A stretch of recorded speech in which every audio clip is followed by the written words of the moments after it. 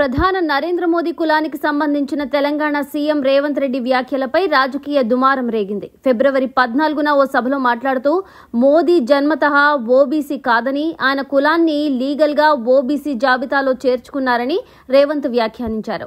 నరేంద్ర మోదీ పుట్టుకతో BC car, ఆయన legally converted BC. ముఖ్యమంత్రి అయ్యాక తన కులాన్ని ఓబీసీ జాబితాలో చేర్చుకున్నారు అని రేవంత్ అన్నారు. ఆయన చేసిన ఈ వ్యాఖ్యలపై బీజేపీ తీవ్రంగా స్పందించింది. కేంద్ర మంత్రి, తెలంగాణ బీజేపీ నేత కిషన్ రెడ్డి దీన్ని తీవ్రంగా ఖండిస్తూ మోదీ కులంపై బహిరంగ చర్చకు సిద్ధమని ప్రకటించారు. అయితే ఇది తొలిసారి జరిగిన వివాదం కాదు.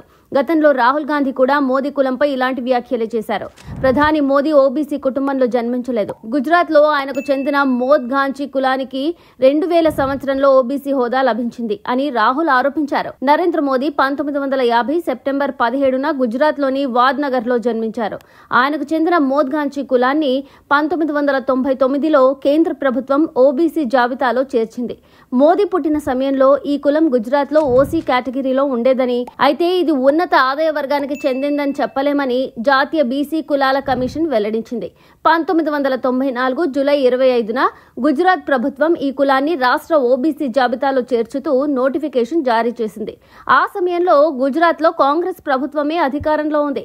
జాతీయ బీసీ కులాల కమిషన్ ప్రకారం గుజరాత్ రాష్ట్రంలో మోద్గాంచి సహా 104 కులాలు ఓబీసీ జాబితాలో ఉన్నాయి. ఈ కులాన్ని గుజరాత్ రాష్ట్ర ఓబీసీ జాబితాలో చేర్చినప్పుడు గానీ, 1999లో కేంద్ర ఓబీసీ జాబితాలో చేర్చినప్పుడు గానీ నరేంద్ర మోదీ ప్రభుత్వ పదవిలో లేరు. ఈ విషయాన్ని బీజేపీ ముఖ్య నేత అమిత్ షా కూడా స్పష్టం చేశారు. మోద్గాంచి కులాన్ని గుజరాత్ ఓబీసీ జాబితాలో చేర్చే సమయానికి నరేంద్ర మోదీ ఏ ఒక్క ఎన్నికల్లోనూ పోటీ చేయలేదు. ఆయన రాజకీయంగా మాత్రమే పనిచేసేవారు. 1999లో కేంద్ర ప్రభుత్వం ఈ కులాన్ని సెంట్రల్ ఓబీసీ జాబితాలో చేర్చినప్పటికీ మోదీ ఎంపీ గానీ, ఎమ్మెల్యే గానీ, సర్పంచ్ గా కూడా కానీ లేరు. ఆ తర్వాత 2001 సంవత్సరంలోనే ఆయన గుజరాత్ ముఖ్యమంత్రి అయ్యారు అని చెప్పారు. ఇదిలా ఉండగా తెలంగాణలో కొత్తగా చేపట్టిన కులగణనపై వివాదం నడుస్తోంది. బీసీ జనాభా తగ్గిందని భాజపా, బీఆర్ఎస్ విమర్శలు గుప్పిస్తుండగా, ఈ నేపథ్యంలోనే ప్రధాని మోదీ కులంపై రేవంత్ రెడ్డి చేసిన వ్యాఖ్యలు మరింత చర్చనీయాంశమయ్యాయి.